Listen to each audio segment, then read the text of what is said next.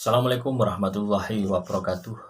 Ketemu lagi saudaraku Kamispon dimanapun Anda berada. Masih kuat puasanya?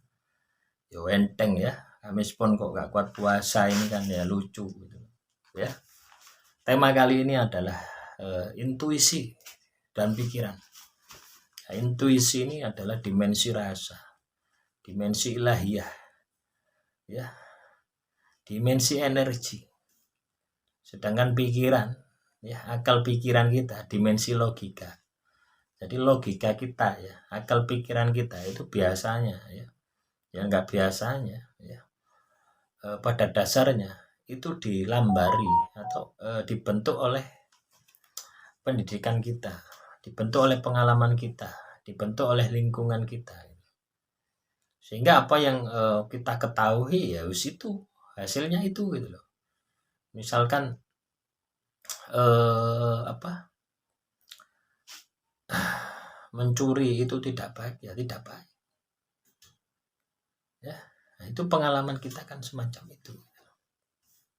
Nah, segala sesuatu yang nampak gitu loh ya, yang segala sesuatu yang nampak, katakanlah perbuatan jelek-jelek, perbuatan tipu-tipu menipu, yang mengenai diri Anda. Misalkan Anda ditipu, Anda dizolimi, Anda disakiti, Anda difitnah, macam-macam. Ya, ketika ini Anda tangkap dengan akal pikiran Anda, apa yang muncul? Coba Anda rasakan. Apa yang muncul? Benci, dendam, iri, macam-macam sifat negatif Anda ini akan muncul semua. Ketika itu ditangkap dengan akal pikiran. Karena apa? Akal pikiran itu muaranya cuma dua. Kalau enggak untung ya rugi. Untungnya apa buat saya? Ruginya apa buat saya? Itu. Beda ketika ya masalah-masalah itu masalah-masalah yang terjadi pada teman-teman Kamispon ini ditangkap oleh rasa Anda. Maka Anda akan menemukan sejatinya masalah tadi gitu. Ya, jadi sejatinya masalah tadi gitu. Bisa itu penyebab, ya, bisa itu dampak, bisa itu pertanda, bisa juga itu hikmah, gitu. Akan lebih luas sih.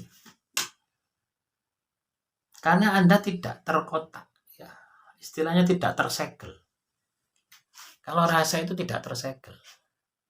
Beda dengan akal pikiran, itu tersegel dengan kepintaran Anda, dengan pemahaman Anda, dengan pendidikan Anda, dengan pengalaman, dengan sudut pandang, dengan prinsip hidup, itu tersegel.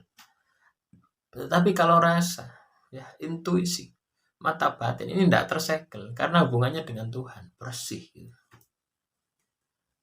Lah, yang perlu kita lakukan adalah jalurnya ini loh, ya. Jalurnya mata batin ini yang perlu kita bersihkan supaya intuisi kita ini tajam. Ketika intuisi kita ini tajam, kita akan bisa merasakan ya, segala sesuatu yang akan terjadi melalui pancaran energinya. Ya seperti ini loh ya, sudah mungkin saya baca. Nah ini kan ada anginnya. Lah itulah yang kita tangkap. Energi semacam itu. Ini hanya contoh ya, energi semacam ini yang kita tangkap.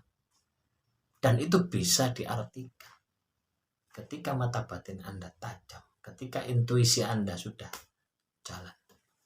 Nah ini butuh proses. Prosesnya apa? Ibadah.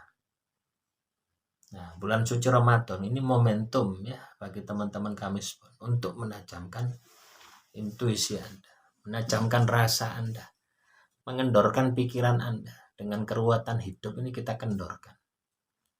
Ya, supaya rasa Anda ini ya yang tidak bisa ditipu ini bisa mengendalikan hidup Anda. Nah, ketika Anda sudah mengendalikan rasa ya sehari-hari Anda, maka Anda akan bisa menjadi waskito.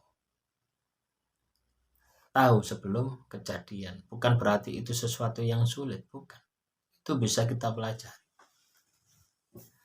Ya, kenapa orang-orang zaman dahulu ya leluhur kita itu waskito? Karena hidupnya selalu prihatin, selalu tirakat, tidak ada yang dimakan gitu.